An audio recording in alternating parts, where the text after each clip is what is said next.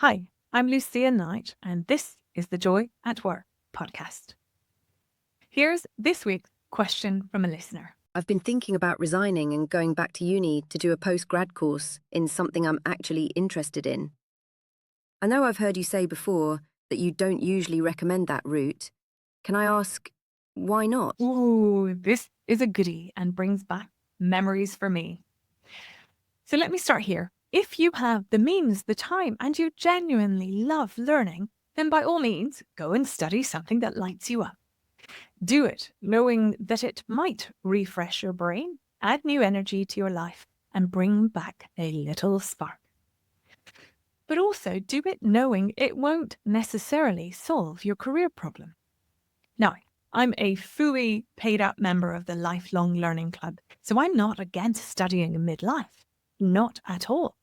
But I am against going back to university under 3 specific circumstances. 1, if you were using it to run away from work you hate. 2, if it's a way to postpone making real career decisions. And 3, if you haven't properly researched what it will actually lead to.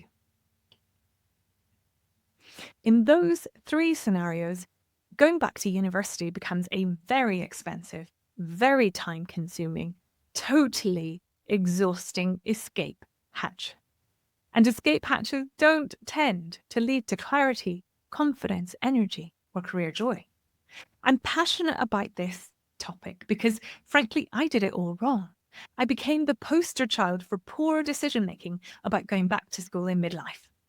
At the ripe old age of 42, I quit a well-paid job with bonuses, benefits, a car line, the lot, to go back to university full-time to study a master's in psychology.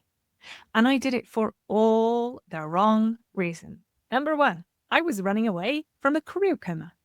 2, I was hoping the course would make the big decisions for me. 3, I hadn't done proper research on the course, the outcomes, the workload, or how it would actually fit into my life. I believed naively that the clarity I needed would arrive once I got there. It didn't. Instead, I became a full-time student, 25 hours of lectures a week, 16 exams, 16 assignments, and a dissertation that took 8 months to complete. At the same time, we let our full-time nanny go. So I also became the default primary parent. School runs, 6 days, bath times, dinners, packed lunches. I rode to lectures on my basket bike like a middle-aged woman on the edge of a panic attack, balancing motherhood, running a household, academia, and sheer survival.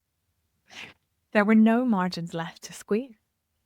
No time for friends, little fun, limited energy to be a relaxed, fun, or even a mildly pleasant wife. Life became function over form. The eyes were on the prize of finishing this year intact. My husband, who worked long hours and had a decent commute, saw me mostly asleep and going to bed to deal with the following day's onslaught. And in the final months, he sole parented most weekends as the race to the finish and handing in that dissertation became paramount. We made it through. But I hope you can see that the costs weren't just financial. They were human. Now, of course, everybody's situation is different.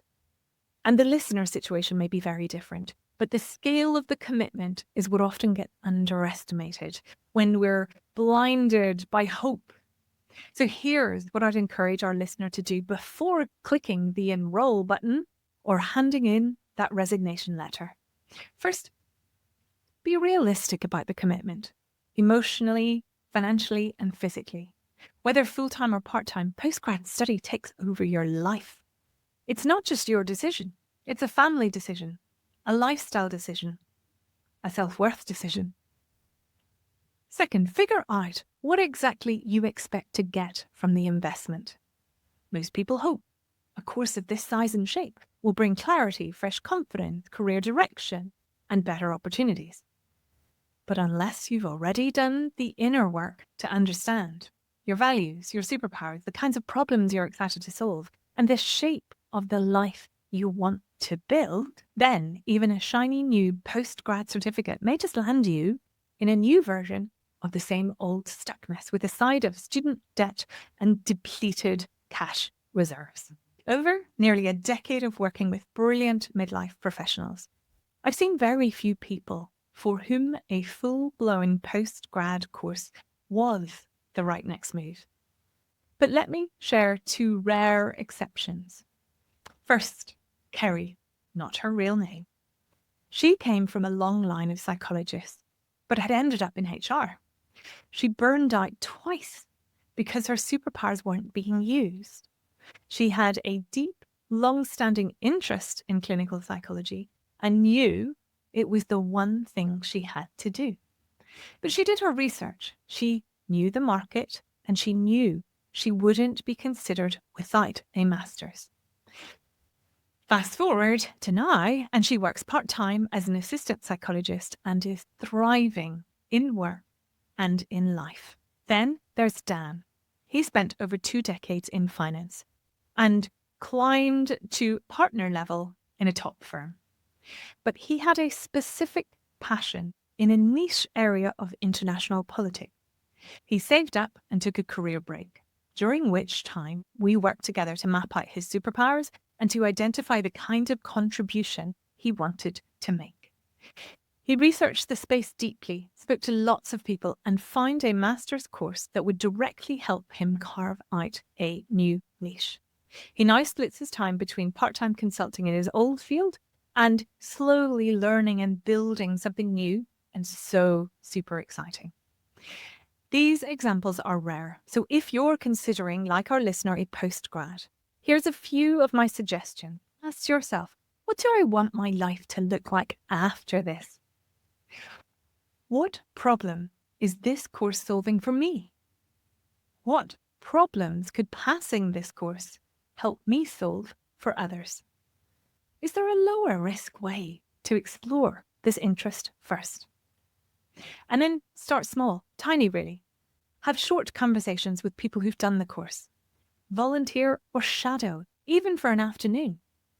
Sit in on a lecture as a guest. Sign up for a taster course or multiple taster courses. Research industry norms, job roles, pay scales, working hours. Map out your superpowers to this new career. Are they needed, valued? Are they well compensated?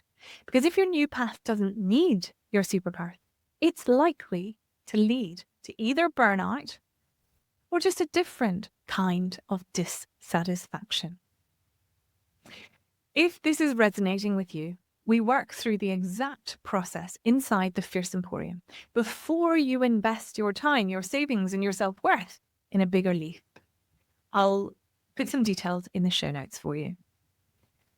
Going back to uni might still be our listeners' right next move, but it needs to be part of a clear, confident strategy for the next decade, not a short-term emotional escape route.